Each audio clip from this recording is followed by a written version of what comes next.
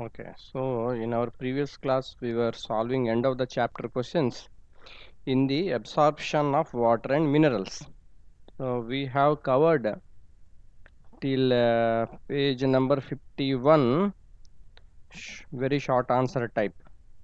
The pressure which is responsible for the movement of water molecules across the cortical cells of the root is called Osmotic. osmotic pressure.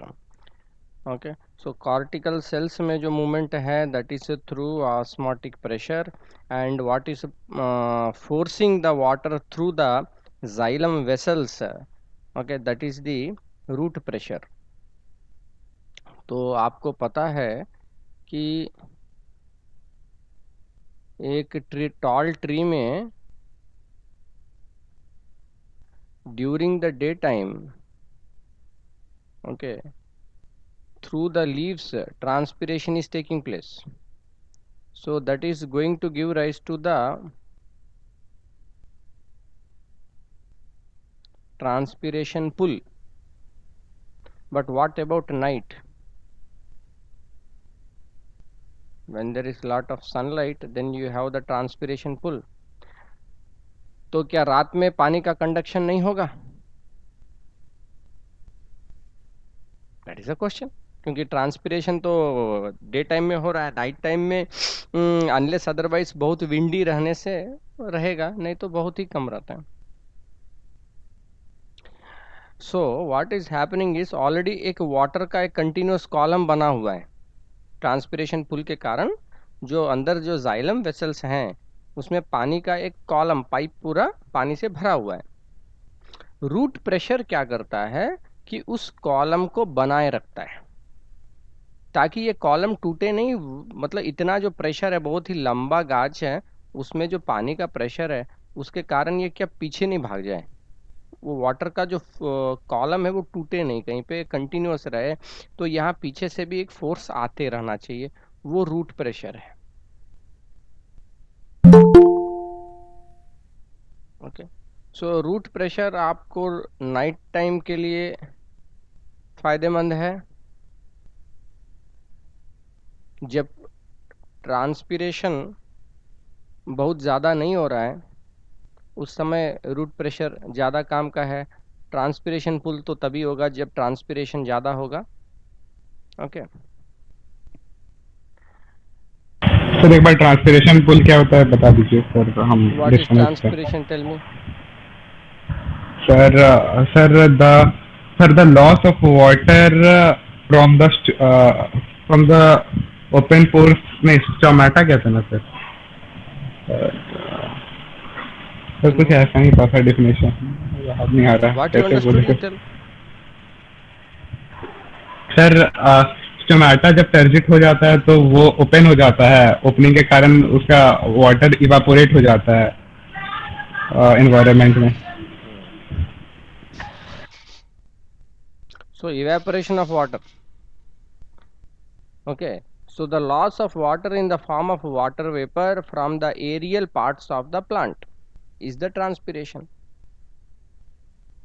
ये evaporation का ही process है, पानी water vapour के रूप में जा रहा है, इट्स जस्ट इवेपोरेशन। लेकिन ये इतना ज़्यादा होता है पौधे में, इसका इतना इंपॉर्टेंस है कि इसका एक डेडिकेटेड नाम दे दिया, ट्रांसपीरेशन। और जब पानी इस तरीके से लॉस हो रहा है तो एक सेक्शन प्रेशर बनता है। जिस तरीके से हम लोग स्ट्रॉ डाल के पीते हैं पानी, उसी तरीके का एक सक्शन प्रेशर बनता है जिसके कारण ये वाटर को रूट से खींचता है ऊपर की तरफ। That pull, that suction pressure that is formed is the transpiration pull. Root pressure that is established due to osmosis. Root hair में कितना न्यूक्लियस है?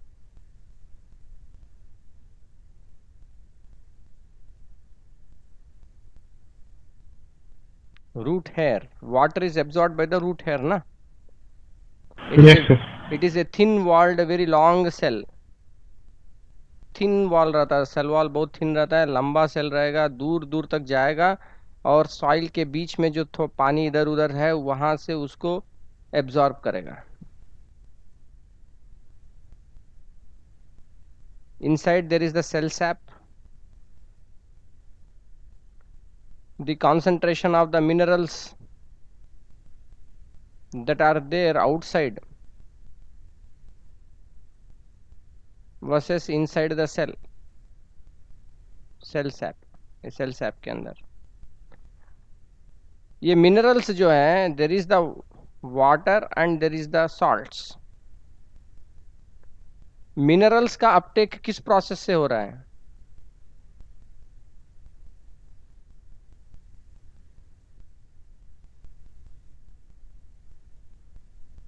By what process mineral uptake is taking place by the roots?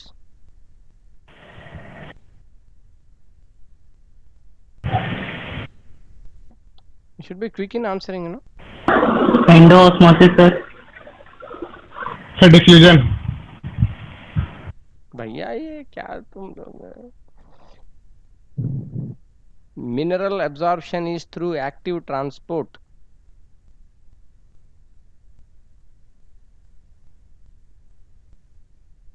हाँ sir.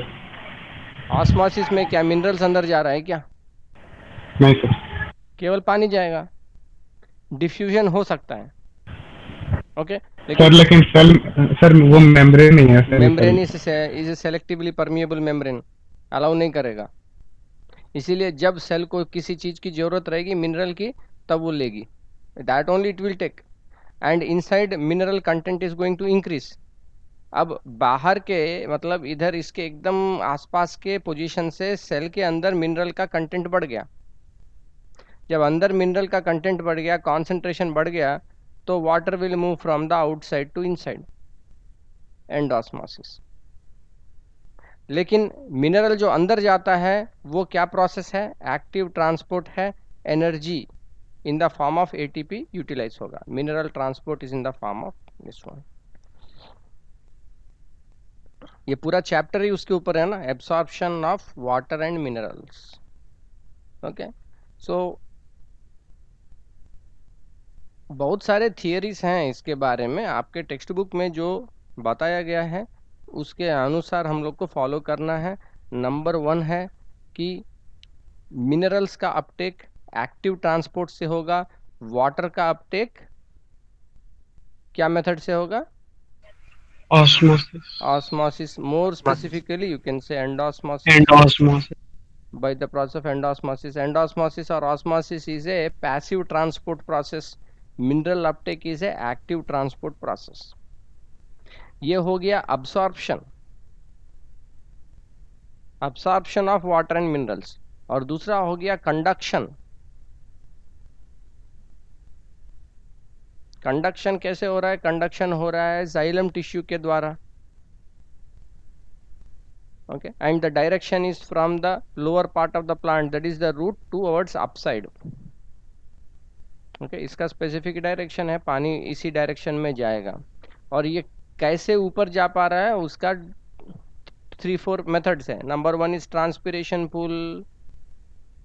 Number 2 is root pressure. Then capillarity. Okay, and what else? Adhesion cohesion. Okay, इस तरीके से important कुछ कुछ methods हैं. ओके, नेक्स्ट क्वेश्चन हम लोग देखते हैं. Give the equivalent term for the following. The pressure exerted by the cell contents on the cell wall. Turgor pressure. Yes.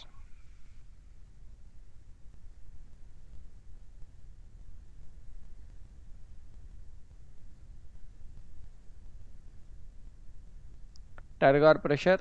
Cell का कंटेंट्स पानी पिएगा और सेल वॉल के ऊपर प्रेशर देगा, वो प्रेशर है turgor pressure. The condition in which the cell contents are shrunken. Who is going to answer? Flaccid. Yes, it is the flaccid.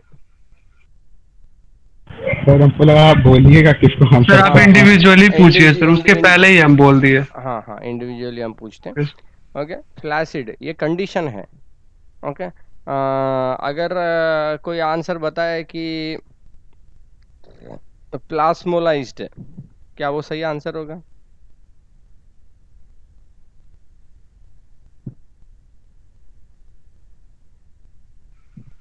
नहीं सर, इसमें सेल कंटेंट्स का बात कर रहा है। सर लेकिन सर फ्लैसिड ये इन्वॉल्व होता है ना सर प्लाज्मोलाइसिस से। हम्म सर फ्लैसिड में तो सर प्लाज्मोलाइसिस भी इन्वॉल्व होता है। हम्म प्लाज्मोलाइसिस जो होगा तो सेल जो है फ्लैसिड हो जाएगा। Okay, plasmolysis is the process, and that kind of cell which has undergone plasmolysis, we say it is a plasmolysed cell. Sir plasmolyse भी लिख सकते हैं सर, सही है। Plasma, we can say plasmolysed, but आपके जो वो बुक में है एक्सपेक्टिंग आंसर जो है इधर आपको सही सही दोनों गेस करना पड़ेगा। अगर ऐसा आपको कंफ्यूजन बन रहा है कि ये भी हो सकता है और ये भी हो सकता है, तो जो आपको लगे कि ज़्यादा करेक्ट है उसको नॉर्मल लिखिए और बाद में ब्रैकेट में ऐसे लिख दीजिए, है ना, तो ठीक रहेगा। Next, the loss of water through a cut stem. Okay, I will ask specifically. From top I will start. Okay, Ayush, you have answered. Harshit,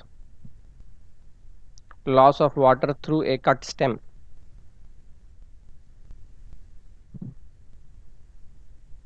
Page number 52, C. हर्षित आवाज आ रही है?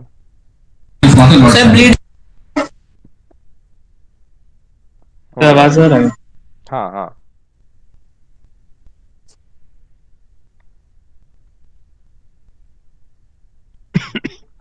okay, so your answer is bleeding. Yes sir. Sir cell bleeding. Okay, so the loss of water through a cut stem is called bleeding. Sir है कहाँ 52 में? देखिए यहाँ पे अलग अलग टर्म्स हैं बेसिकली। आपको Excuse me, सर। आपको ऑप्शंस में ये तीन आते हैं। एक है ट्रांसपीरेशन, गटेशन, ब्लीडिंग, तीन टर्म आते हैं। सर ब्लीडिंग मोर स्पेसिफिक है सर। देखिए, ट्रांसपीरेशन का मतलब हुआ water is lost in the form of water vapour. Water vapour.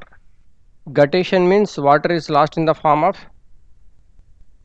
Sir bleeding से दिया हुआ है सर। सर जब जब सर पेज नंबर 46 में ब्लीडिंग दिया हुआ है। गटेशन बता रहे थे सर। सर जो समझे सर वैसे बताएं।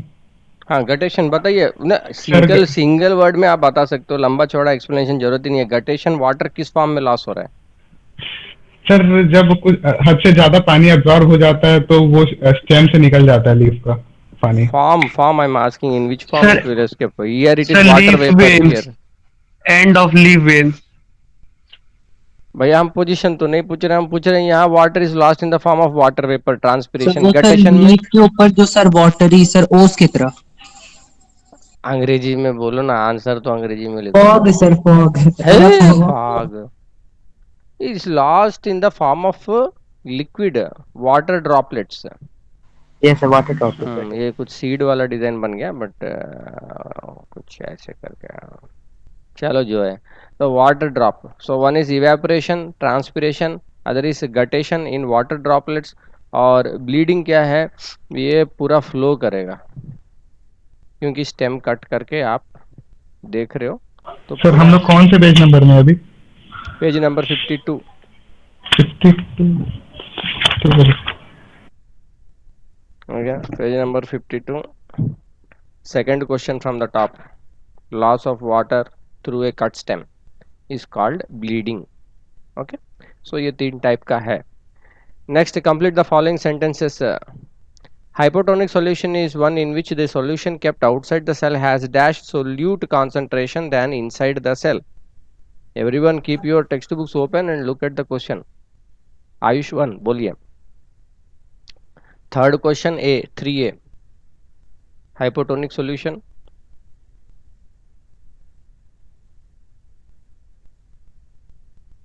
आयुष्मान आवाज आ रही है?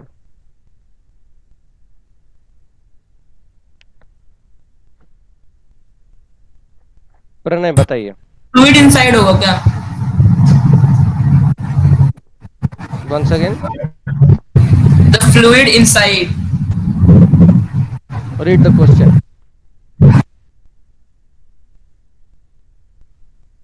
क्वेश्चन पढ़ो। सर 3 को पहला ना। Sir, hypotonic solution is one in which the solution kept outside the cell has lower solute concentration than the fluid inside the cell. Okay, lower concentration, lower solute concentration. Okay.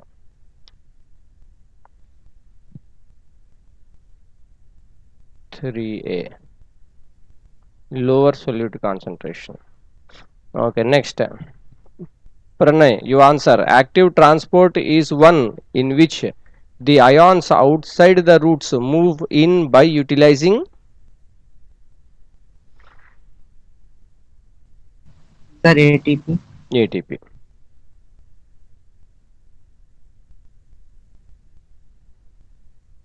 Next, the bending movement of certain flowers towards the sun and the sleep movements of certain plants at night are examples of.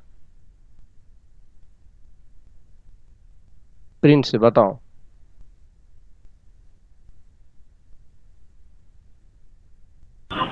Sir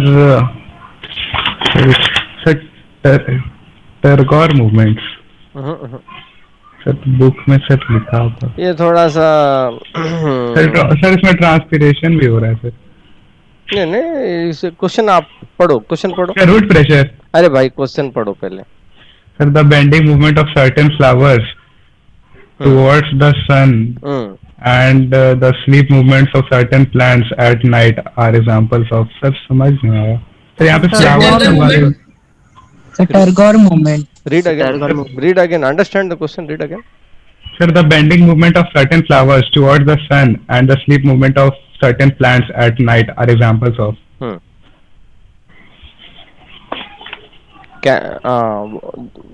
What example it is? Means the movement is there taking place like this. जैसे हम लोगों ने discuss किया था वो touch me not plant में, और उसके बाद insectivorous plants.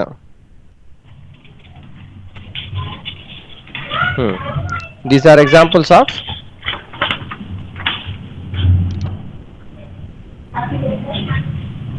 Sir turgor movement. Turgor. Sir आपका आवाज क्लियर नहीं आ रहा है। पेज नंबर 46 में टर्गोर मूवमेंट में सर दिया हुआ है सर। हाँ, due to the leaves of certain plants at night is also due to turgor movements.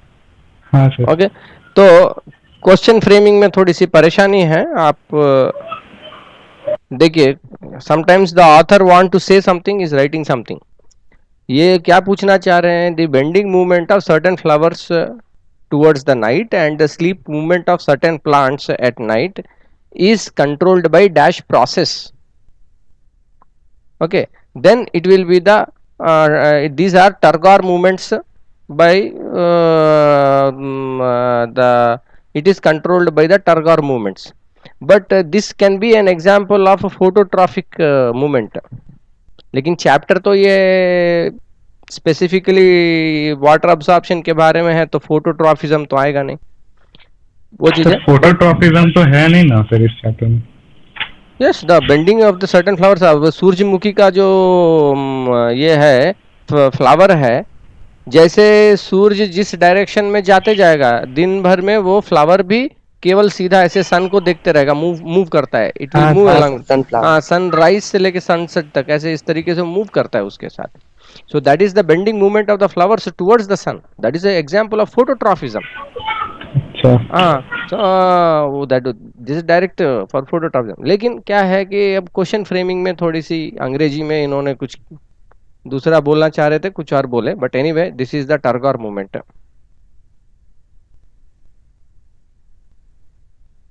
The turgor movement of this one, okay, this is controlled by the Turgor movement। Okay, next, fill in the blanks by choosing the correct alternatives from those given in the brackets।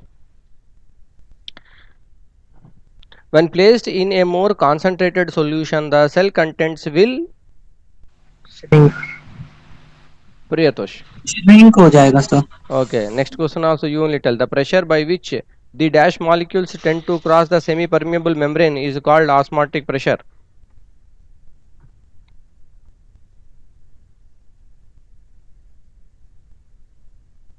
Sir आप बोल दिए. क्या क्या बोल दिया?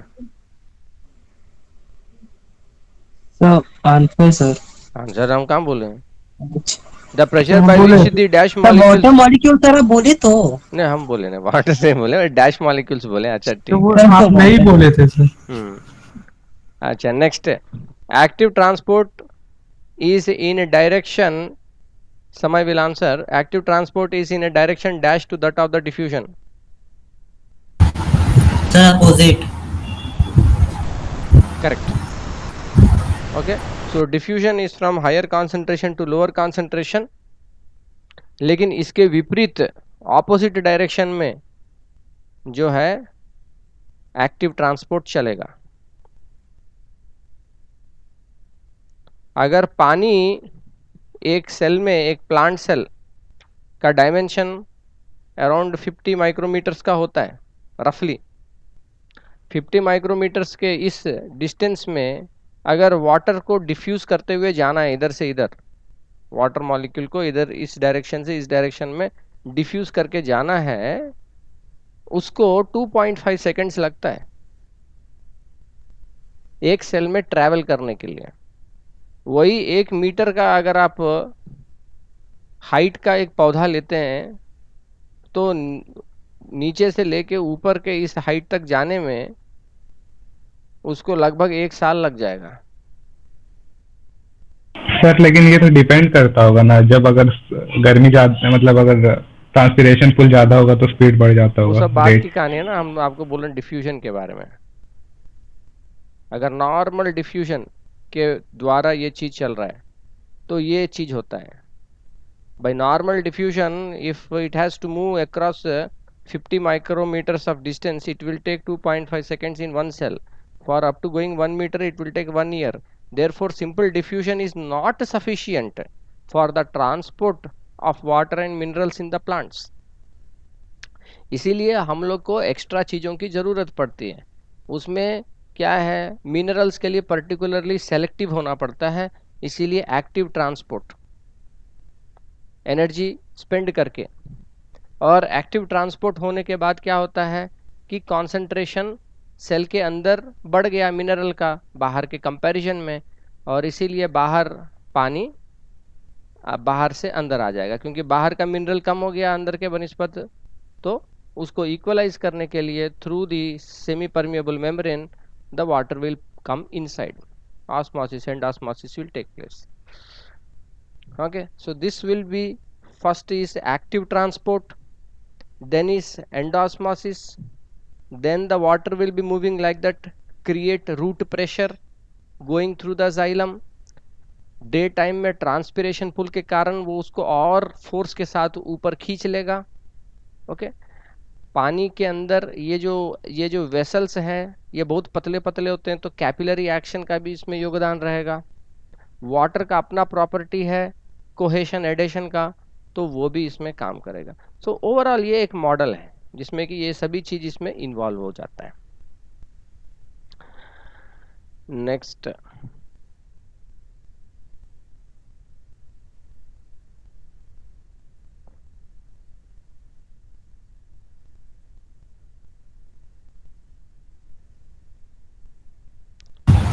ये वाला ये क्या बोलते हैं, मैच द फॉलोइंग आप लोग कर लेना.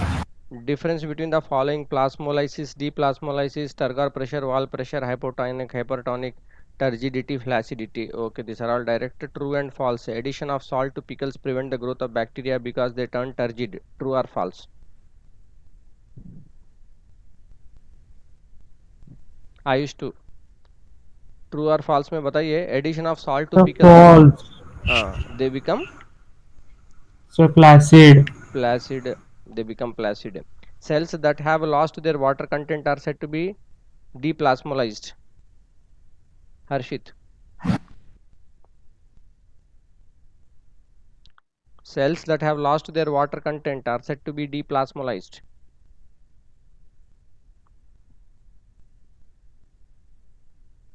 सर कौन सा नंबर है? True and false, page number 52, 2B।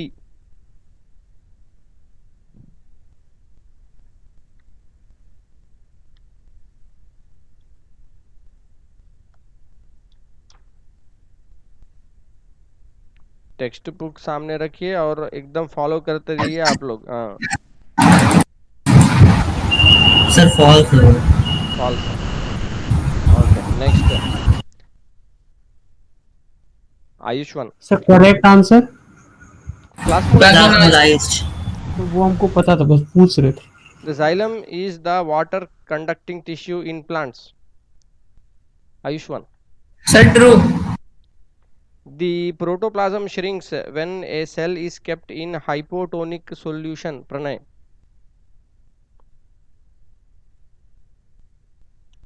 Hypotonic solution में प्रोटोप्लाज्म श्रिंक करेगा कि एक्सपेंड करेगा?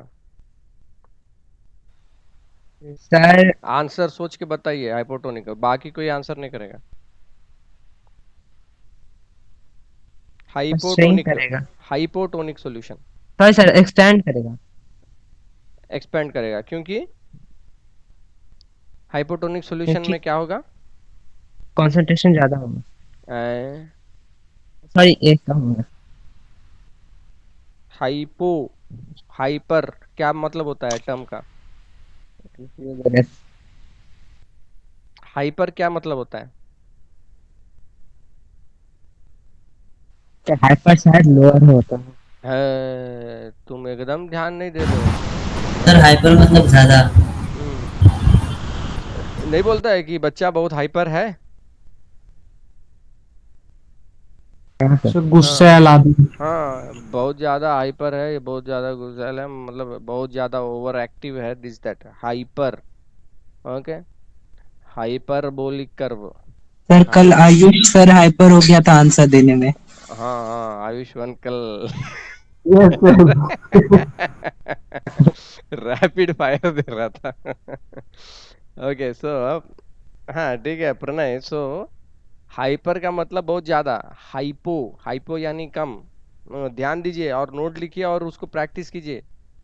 हाँ next, the cell wall of the root cell is a differentially permeable membrane prince. Cell wall of the sir cell wall, हाँ sir true है sir. Sir false होगा। Differentially बंद करके बैठ गए हो।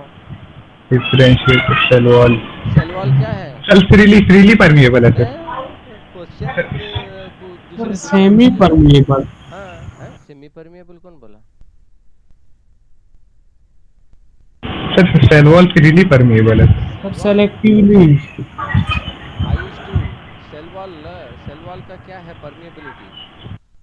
Sir selectively permeable. Selectively permeable हो गया, तब जो है सेल मेम्ब्रेन क्या है? सर हम कंफ्यूज है इसमें सर। क्यों कंफ्यूज है?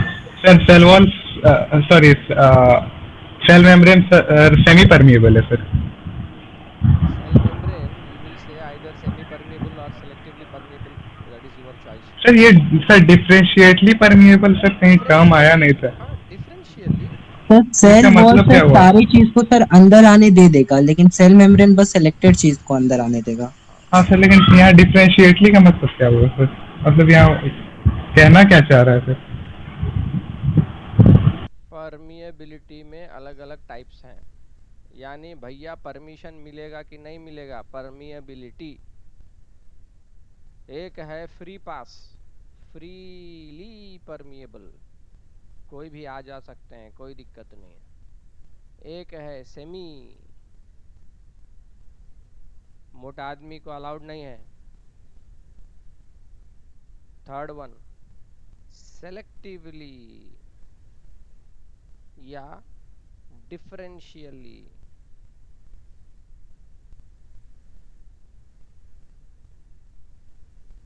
फ्रीली सबको पता है कि भैया कोई भी आइए जाइए, परमिशन सबको है, परमिएबिलिटी है। सेमी, सेमी यानी सर ये फ्रीली परमिएबल सेल वॉल के लिए होता है ना? Cell wall. सर क्योंकि cell wall sir cell wall में लिखा था sir, it is freely permeable. फिर सर दिमाग पेज कहाँ कहाँ दिमाग जो है, कहाँ सेल जो है, बोलिए।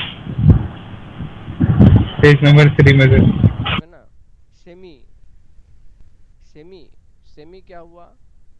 सेमी हुआ ऑस्मोसिस में, based on size of molecule.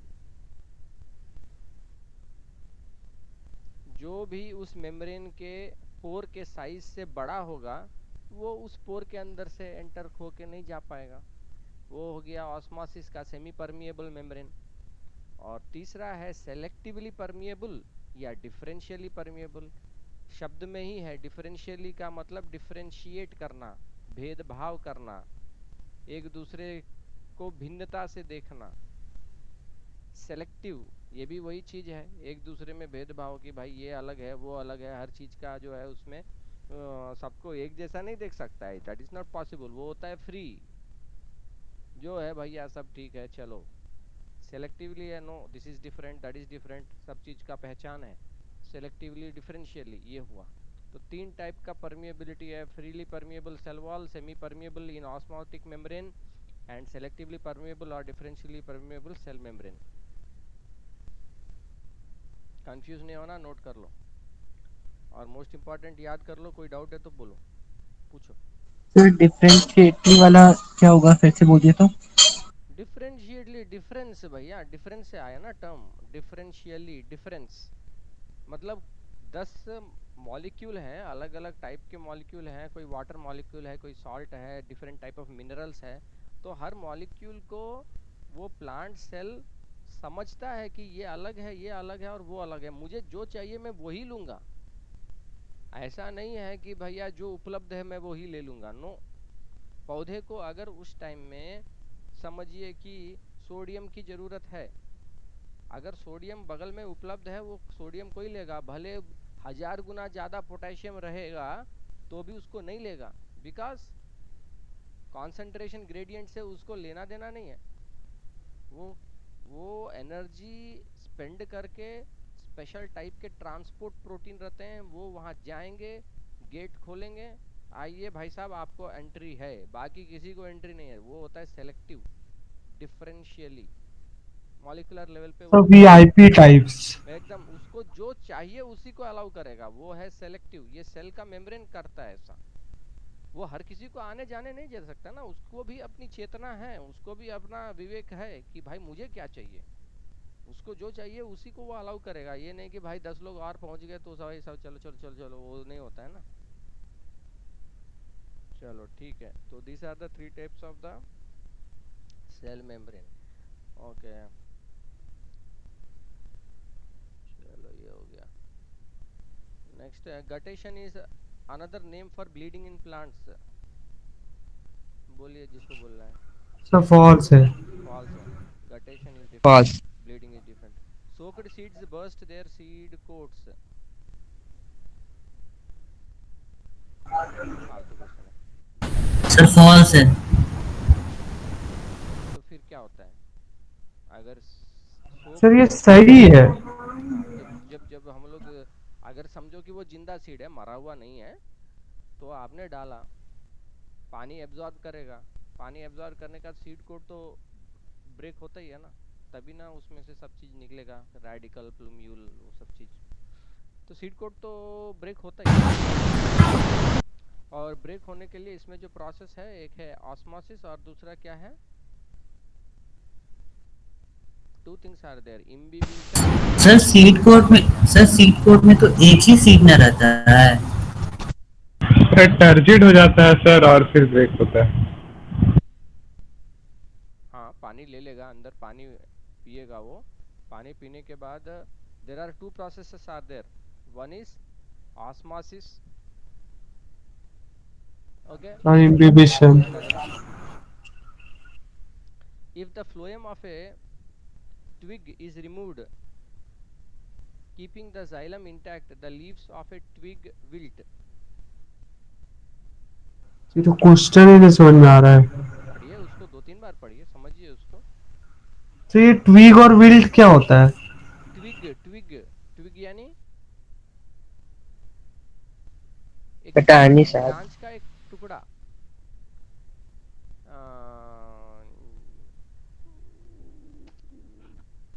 Branch तुमने कहा टहनी जनरली मोटा मोटा रहता है ना, ब्रांच तो बड़ा टहनी टहनी। हाँ टहनी है, टहनी हिंदी में ब्रांच बोलते हैं।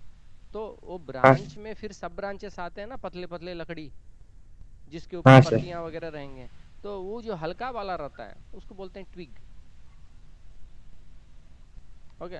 और ब्रांच जो है वो हम लोग जनरली माइंड में क्या आता है, जैसे ब्रांच ब्रांच मतलब हेवी, मेन स्टेम से हेवी वाला मोटा वाला जो होता है। लॉग। हाँ नहीं, तो नीम लॉग का जो है लॉग छोटा तो सा आपका पतला। मेन स्टेम हो गया, उसमें से लॉग निकलता है। ओके। तो twig is sub section of the branch, branch से जो पतले पतले निकले हुए लकड़ी उसको ट्विग बोले।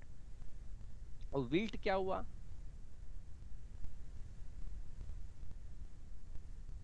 मुरझाना। ओके ये दो हम लोग 4-5 बार यार ये शब्द हम लोग डिस्कस कर सके क्लास में, कोई ध्यान ही नहीं दिया।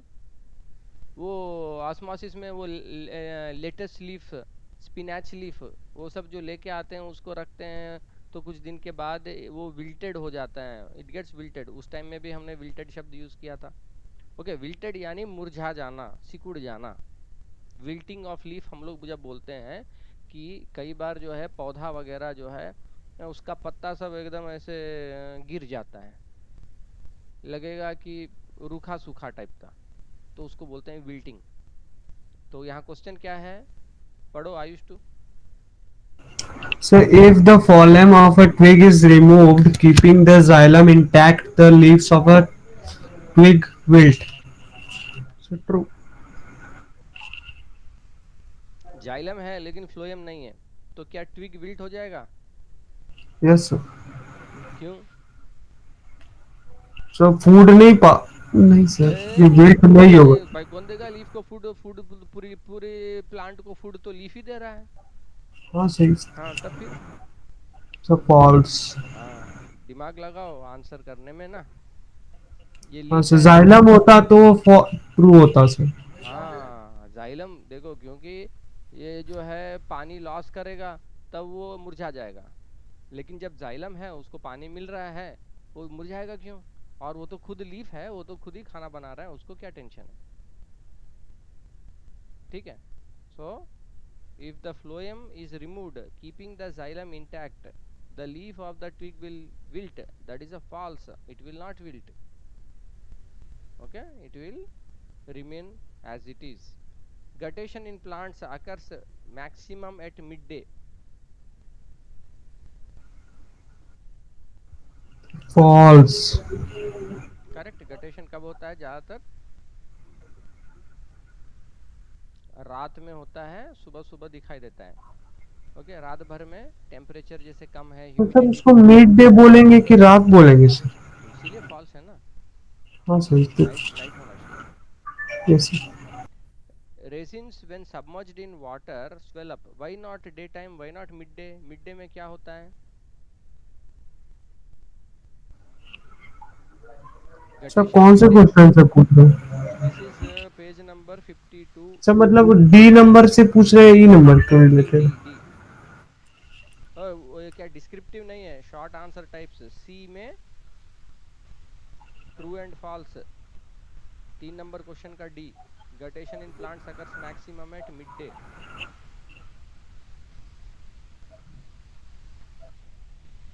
सो मिड डे में क्या होता है? इट इज़ वेरी हॉट, गर्मी बहुत है, ट्रांसपिरेशन ज़्यादा रहेगी। जब ट्रांसपिरेशन ज़्यादा रहेगी तब गटेशन की क्या ज़रूरत है ना? ट्रांसपिरेशन हो जाएगा। लेकिन जब ट्रांसपिरेशन नहीं हो पा रहा है, रात का समय है, लेकिन रूट प्रेशर आ रहा है ना पीछे से, तो सर इन शॉर्ट ये नहीं बोल सकते कि सर वेपर्स में इवेपोरेट हो जाएंगे सर एक्स्ट्रा वाटर, और उसमें सर ड्रॉपलेट्स में होगा। Tell your sentence complete. Sir मतलब in during the process, sir, guttation will not occur on midday because in midday, sir, excretion by leaves is taking place by water vapor. Don't use the term excretion, you say loss of water. जी sir, sir वही। Loss of water is taking place in the form of water vapor, or simply you use the term transpiration. No, use the technical terms. Sir एक doubt था sir, छोटा सा। Sir अगर किसी किशमिश को पानी में डालते हैं, doubt is a doubt, there is nothing छोटा मोटा एंड बड़ा। Okay next. सर अगर किशमिश को पानी में डालते हैं तो वो सर फूल जाता है, टर्जिट हो जाता है, तो क्या सर उसको धूप में रखेंगे तो वो वापस छोटा हो जाएगा? क्यों नहीं होगा? होगा, क्यों नहीं सर होगा? बोलो। सर पता नहीं सर, होना तो। और सर जैसे वो काबली चना था सर, पानी में डालते तो वो भी बड़ा हो जाता है सर, उसको धूप में रखेंगे तो छोटा हो जाएगा? यस सर, होता है सर, वो सिकुड़ जाता है क्यों नहीं होगा? ये बोलो तो वाटर पे एब्जॉर्ब हो जाएगा। सर हम कभी ट्राई नहीं किए, इसीलिए पूछ रहे ट्राई हैं। करने की जरूरत क्या है? तुम बताओ ना, तुमको क्या लगता है कि होगा कि नहीं होगा? क्या वो पानी पीने के बाद क्या उसके ऊपर कुछ प्लास्टिक का लेयर बन गया क्या, जिससे कि पानी अब एवापोरेट नहीं होगा? ऐसा तो नहीं है। पानी पिया, फूल गया, उसके बाद धूप में डाल दिए तो फिर सूख जाएगा, फिर वाटर का लॉस होगा। ठीक है सर। ऐसा थोड़ी है कि उसके ऊपर कोई प्लास्टिक का कवच या कुछ बना दिया गया है जो कि पानी लॉस नहीं होगा। सर तो हम लोग का एडवाइस क्यों जाता है उसको फुला के खाना चाहिए? किसको? सर रेजिन्स वगैरह सबको। सर काबली चना हुआ सर, या फिर कुछ भी। खराब नहीं होगा क्या? सर काबली चना का जानते हैं सर, चना का, पर ये रेजिन्स को फुला के क्यों खाना चाहिए? ये तो हम नहीं सुने हैं कहीं पे कि रेजिन्स को फुला के खाना चाहिए। हाँ सर, घर में रेजिन्स हुआ सर, बादाम हुआ। सर हाँ, बादाम घर में का फिर बात अलग है। बादाम देखो होता क्या है कि जो भी नट्स है, dry fruits, generally whatever nuts are there, so what happens is most of these when they are in the seed form,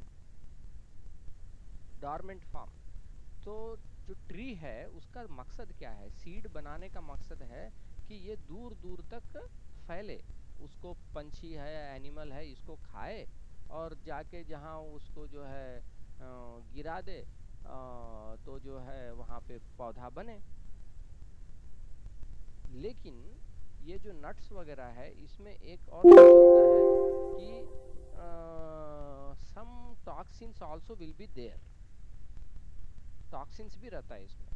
तो जब हम लोग इसको पानी में फुलाते हैं तो वो सेल क्या करता है, उसमें मेटाबॉलिक एक्टिविटी बढ़ जाता है, एक्टिव हो जाता है अब सेल, और क्या करता है उसका जो रिजर्व फूड मटेरियल है, जो कॉम्प्लेक्स सब्सटेंसेस है, उस सबको यूटिलाइज करके अब वो फूलेगा और सिंपलर मटेरियल बनाएगा। Point number 1। दूसरा, आप देखते हो कि वो वाटर में बहुत सारा चीज रिलीज होता है, उसको आप पियोगे आपको कुछ कड़वापन भी आएगा, तो उसमें बहुत सारे फाइटोटॉक्सिन्स भी रहते हैं।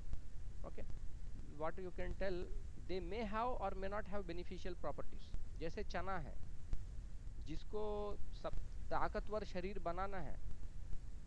ओके, ये मैं एक आर्मी वाले थे रिटायर्ड, उनसे मेरी एक बार बात हुई, वो बोले थे, सो व्हाट डू डू, सुबह में चना फुला के, मतलब रात में दे देते हैं, धो के उसको पानी में दे दिया, और ऐसे तो लोग फुला के वो जो है अंकुरी खाते हैं चना, लेकिन वो जो पानी है। सर हम तो 5 महीना तक ये किए थे सर, कुछ नहीं हुआ सर। क्या क्या उसका पानी पी के? हाँ सर, पानी भी पीते थे, चना भी खाते थे, और सर एक्सरसाइज भी करते थे। और गुड़ भी लेते थे? हाँ सर, गुड़ के साथ ऐसे तो खाया नहीं जाता था। हाँ वही तो, हाँ हाँ, लेकिन वो खास फायदा नहीं हुआ। पता नहीं भाई, हम भी खुद ऐसा तो किए हैं नहीं, क्योंकि हम भी सर ऐसा नहीं, पर मतलब कि बॉडी में कोई फर्क नहीं पड़ा सर, पर अंदर से तो एनर्जेटिक लगता था सर। हाँ वो रहेगा, क्योंकि this is rich in protein सब and yes sir. This jaggery और गुड़ जो है, गुड़ is rich in carbohydrate, but it is far better than sugar. वो जो हम यस सर, लोग इट इज एडवाइज। हाँ, चीनी जो है वो सेहत खराब करता है, वो क्यों प्यूरिफाइड फॉर्म है, it is the purified sucrose, that's all, that is a laboratory grade sucrose. हमारा शरीर कोई केमिकल लेबोरेटरी तो है नहीं भैया। और वो जो पौधा है, पौधा जो भी बनाता है वो नेचुरल प्योर फॉर्म में बनाया, उसमें अदर मिनरल्स भी हैं, बहुत सारे चीज़ हैं जो कि एक दूसरे को बैलेंस करते हैं। लेकिन जब हम लोग प्योर चीनी लेते हैं, वो शरीर का बैलेंस को गड़बड़ करता है। उसमें आप देखो, कभी भी जस्ट चीनी को पानी में मिला के देखो, ग्लूकोज को पानी में मिला के देखो, ठंडा हो जाता है। उसकी एक अपना उसका एक एनर्जी बैलेंस अलग है, लेकिन जब पौधा जो बनाता है उसको जितना कम आप प्रोसेस करके लेते हो वो शरीर में उतना फ़ायदा करता है। तो फ्रेश गन्ने का जूस हुआ या उससे बना हुआ ये जो जैगरी या गुड़ है वो ज़्यादा फ़ायदा करता है। Okay, right, next. सर वो काबली चना को अगर धूप में डालें तो वापस फ्लासिड हो जाएगा ना सर? 100%। ठीक है sir. Resins when submerged in water swell up due to endosmosis. True. Okay, fine. चलिए अब मैं कुछ और टाइप के क्वेश्चंस पूछूंगा।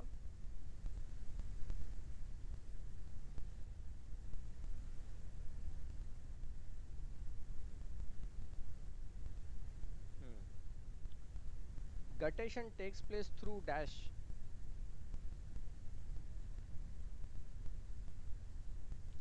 It takes So place veins of leaves.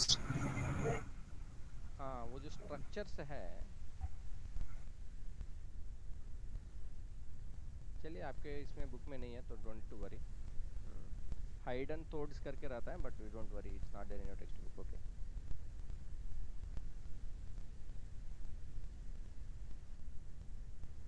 हाँ ये चीज है आपके इसमें गेनोंग फोटोमीटर।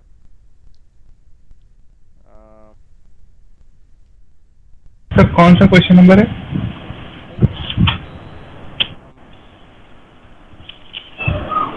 हम क्वेश्चंस बनाया हुआ पूछ रहे हैं आपको। ये गैनोंग फोटोमीटर कहीं नहीं लिखा हुआ है इसमें। वही तो सर, एग्जैक्ट टर्म नहीं है। तो ये जो आप पेज नंबर 46 देखिए। Yes sir. ओके, तो यहाँ पे जो इंस्ट्रूमेंट है उसका क्या नाम है?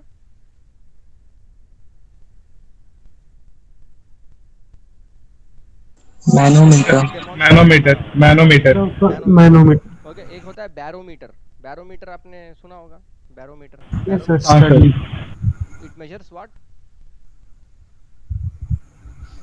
सर प्रेशर सर शायद करता था मरकरी का। हाँ हाँ, unit of pressure is what? क्या यूनिट्स क्या है प्रेशर का? Joule sir. न्यूटन। एनर्जी का है जूल। Sorry sir. हाँ, प्रेशर का यूनिट्स क्या है? प्रेशर का यूनिट्स है newton. No sir, newton force है सर। Sir pascal. न्यूटन है, पास्कल है, बार है, एटमॉस्फेयर है, ये सब यूनिट्स है प्रेशर का। तो experiment to demonstrate root pressure में इधर मैनोमीटर है। ओके, और ये जो ब्लड प्रेशर नापते हैं ऐसे ऐसे ऐसे पंपिंग मार के, what is that called? Horoscope. Horoscope? नहीं सर, क्या बोलते थे भैया आपके 8th क्लास सर? में स्टैटोस्कोप। स्टैटोस्कोप। भैया वो तो सर हार्ट बीट वाला है सर। आला बोलते हैं ना, कान में लगा के जो नापते हैं, आला, वो है स्टेथोस्कोप। और जो बीपी मशीन है उसको बोलते हैं स्पिग्नो मैनोमीटर।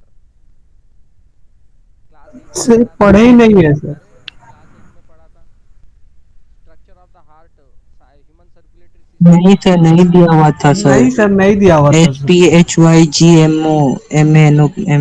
स्पिग्नो मैनोमीटर, स्पिग्नो मैनोमीटर है उसको, जो बीपी मशीन है उसका टेक्निकल नाम है स्पिग्नो मैनोमीटर। तो स्पिग्नो हटा दो, बचा क्या? मैनोमीटर। तो यहाँ पे वही मैनोमीटर है। यहाँ पे क्या है कि रूट प्रेशर को आप नाप रहे हो, तो आपने क्या किया, नीचे वो जो पौधा है उसका डंटी काट के रूट प्रेशर के कारण वो जो सैप निकल रहा है बाहर, वो क्या प्रेशर दे रहा है? तो बीच में वो येलो वाला रीजन जो है वो उसमें एयर है, और ऐसे जो सैप निकलेगा उस एयर को डिस्प्लेस करेगा, जिसके कारण मर्क्यूरी का लेवल बढ़ेगा। और जितना मर्क्यूरी का लेवल बढ़ेगा इनिशियल वैल्यू से इंक्रीज्ड वैल्यू, उससे आपको पता चलेगा कि रूट का प्रेशर कितना है, वो आपका रूट प्रेशर। सिमिलरली सर यहाँ पे मरकरी क्यों? सर यहाँ पे तो कोई भी एलिमेंट यूज करके नाप सकते हैं हम लोग सर। जो मतलब सर इसके लिए तो पढ़ाया, बताया था सर मैं कि मरकरी पे क्यों यूज करते हैं। सर वो तो थर्मोमीटर में हम समझ रहे सर, लेकिन सर यहाँ पे तो सर रूट प्रेशर नाप रहे तो कुछ भी डाल सकते हो सर। कुछ भी मतलब क्या?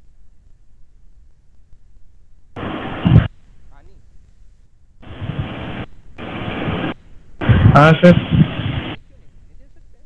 हाँ सर डाल सकते हैं। पानी के साथ प्रॉब्लम क्या है, पानी भी एवापोरेट होता है। सर अगर ये ग्लास में बंद रहेगा तभी इवापोरेट होगा। जैसे ही आप बंद कर देंगे तो वो जाएगा कैसे, ऊपर कैसे जाएगा? वो तो मुंह बंद कर दिया तो प्रेशर तो ये पानी का लेवल ऊपर नहीं ना जाएगा। जैसे पाइप नीचे, पाइप से समझो कि प्रेशर आ रहा है, पानी ऊपर की तरफ आप मुंह बंद कर दिए, क्या होगा? हाँ सर समझ गए। वो तो होना नहीं है। तो यहाँ पे क्या किया, mercury is metal and it is liquid, stable रहेगा, हेवी है, वो प्रेशर को होल्ड करेगा। एयर बबल बहुत जल्दी नहीं बनता है मेटल ये मर्क्यूरी के अंदर। और दूसरा कुछ लिक्विड दोगे तो बबल भी बन जाता है, बबलिंग बन जाएगा तो फिर क्या फायदा है ना, बबल भी नहीं बनना चाहिए। फोटोमीटर, तो ये जो ट्रांसपिरेशन है,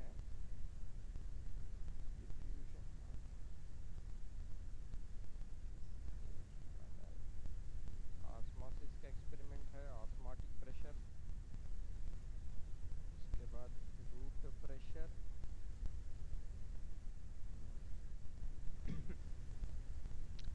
ठीक है।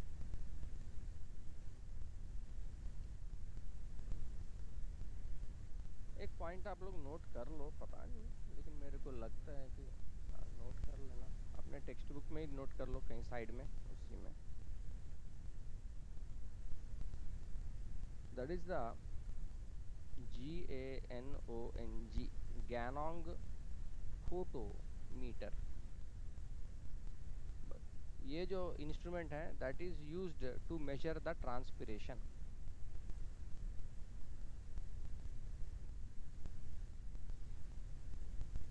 GANONG, उसके बाद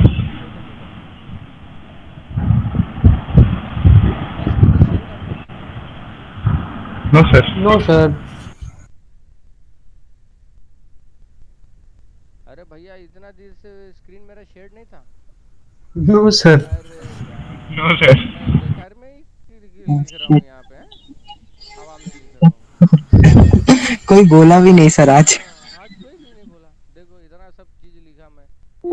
सर ये वाला था सर, पहला सर ये सब वाला सर था ये सर। सब था सर। सर अभी 2 मिनट पहले। अच्छा तब ठीक। Ganong photometer, okay. तो ये जो गैनोंग फोटोमीटर है, it is used to measure the rate of transpiration.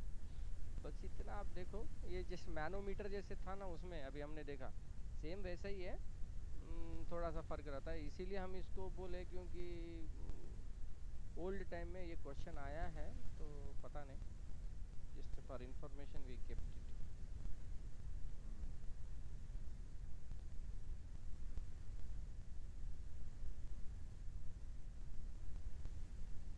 Herbaceous plants growing in well-watered soils are found to wilt on a hot day. Sir ये कहाँ है सर ये question? Herbaceous plants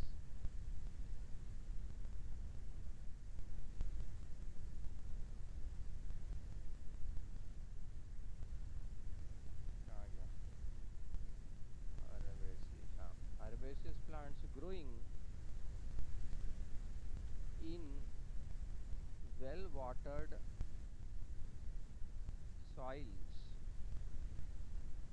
are found to wilt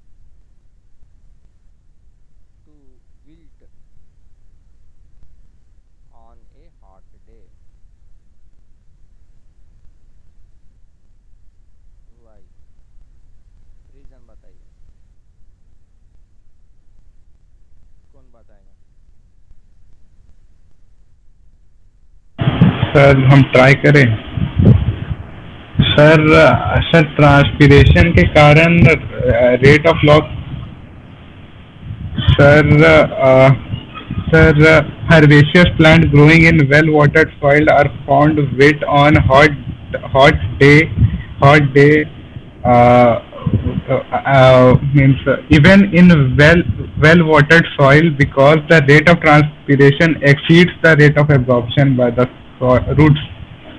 roots due to less water Sir, sir, due to less water in the cell, it becomes flaccid. Means the leaf becomes flaccid. Uh, इस, sir इसी के लिए soft और wilt हो जाता है. So here that's what is happening, that on the hot day rate of transpiration will be high, and the rate of absorption of water compared to this transpiration will be less.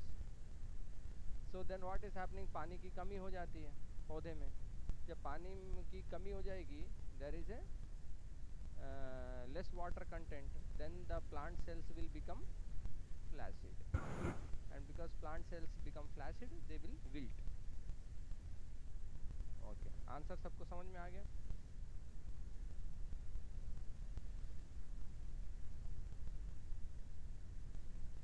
When a plant is injured, there is a loss of water from the parts of the plant. This process is called, Sir, cell bleeding. Bleeding. next, the leaves of certain plants will roll upon a bright sunny day. Why? Sir, Tagore movement. So roll up मतलब? Sir, जैसे पत्ता ऐसे खुला हुआ है, लेकिन बहुत ज्यादा धूप है, गर्मी है, तो ऐसे करके ऐसे सिकुड़ के ऐसे बंद हो जाएगा. हाँ सर, सेल फ्लैसिड होता है तो वो उसका स्ट्रक्चर कॉन्ट्रैक्ट होगा तो वो सिकुड़ जाता है. तो दो चीज़ है इसमें, वो तो है ही, वो रीज़न है, करेक्ट है. और दूसरा, इससे क्या फ़ायदा हुआ कि और फर्दर वाटर का लॉस भी तो कम हो गया, सरफेस एरिया कम हो गया ना, बिकॉज हाँ हाँ सर. हाँ, तो सरफेस एरिया भी कम हो गया, तो अब इवापोरेशन भी कम होगा. ये वाला क्वेश्चन कुछ बार बार रिपीट हो रहा है, तो आप ध्यान दो. पेज नंबर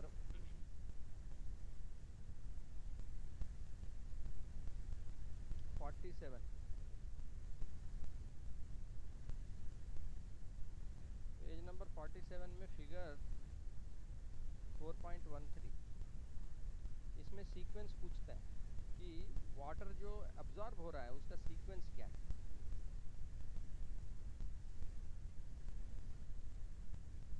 सर पहले रूट हेयर्स में जाता है.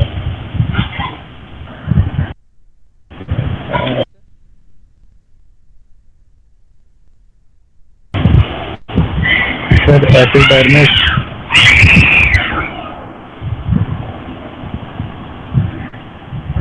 उसके बाद से स्टेम.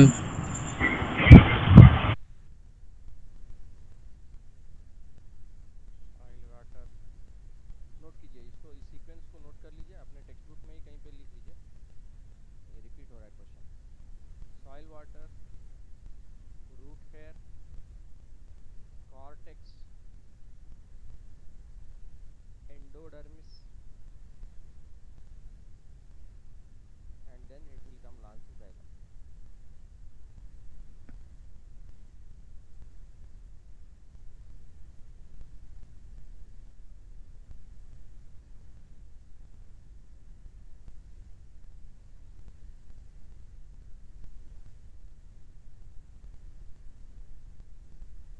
इसमें लेबलिंग भी इम्पोर्टेंट है, वो जो फिगर है ना 4.13, लेबलिंग लेबलिंग भी सर ये डायग्राम खुद से बनाकर फिर लेबल करना होगा.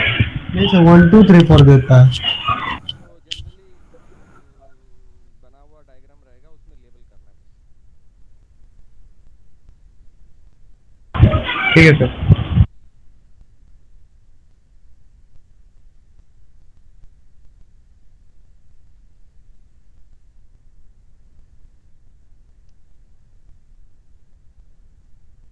The pressure which is responsible for the movement of water molecules across the cortical cells of the root. Sir cortical Osmotic cells. pressure. Sir cortical cells क्या हुआ sir? Explained. You look in that So sir बताए थे कल osmotic pressure. Sir wait कर देता हूँ. explain किया हूँ कल. ठीक है सर।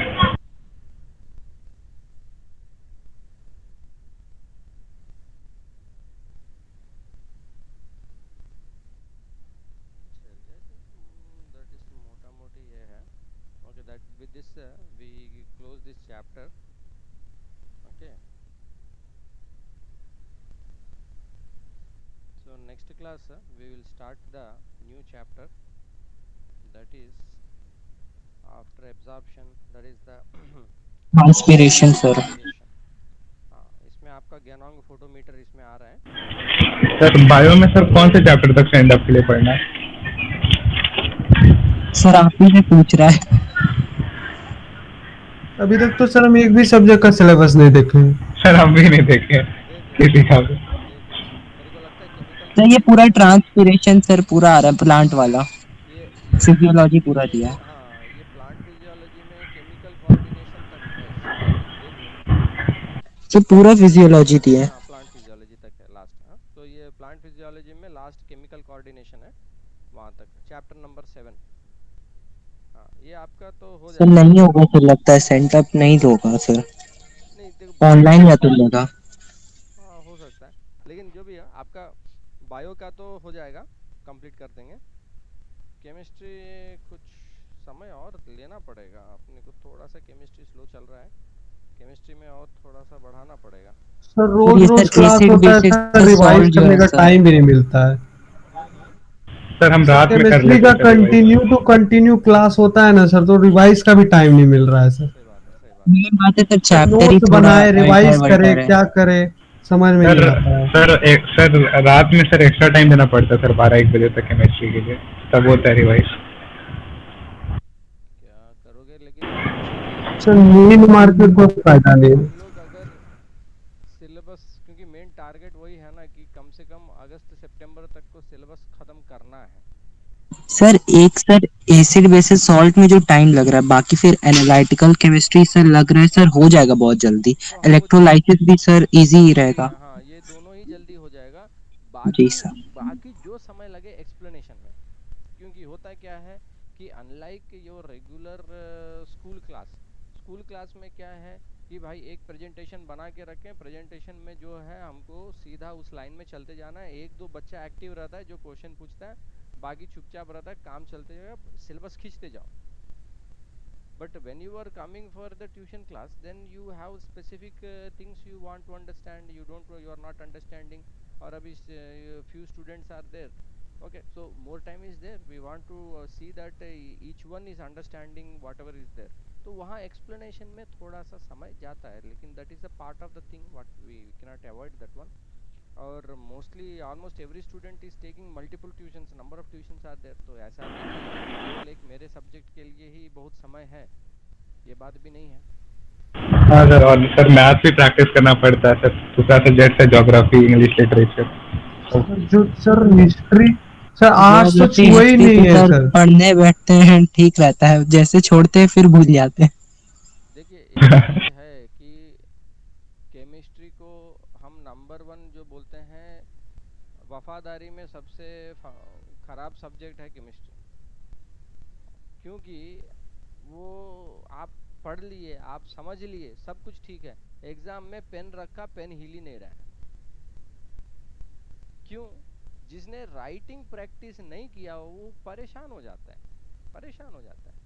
सब कुछ अच्छा है, आप करोगे, लिखोगे, सब कुछ करोगे, लेकिन जब अब देखो स्ट्रक्चर, बाकी आपने जो एग्जाम अभी टेस्ट हमने कंडक्ट किया, ठीक है, mostly you are all answering the things, लेकिन जहां स्ट्रक्चर बनाने वाला चीज है, एक बच्चे ने भी सही स्ट्रक्चर नहीं बनाया, इलेक्ट्रॉन डॉट स्ट्रक्चर. क्यों? प्रैक्टिस ही नहीं किया. ऊपर से ओवर कॉन्फिडेंस, किताब सामने खोला हुआ है लेकिन ओवर कॉन्फिडेंस. और भाई वो इलेक्ट्रॉन डॉट स्ट्रक्चर के लिए कौन सा देखेगा एग्जैक्टली वही स्ट्रक्चर क्या मिलेगा, तो बनाया अपने से, वो सब अपने से बनाया, एक बच्चा भी सही नहीं बनाया उसने. समझ रहे हो?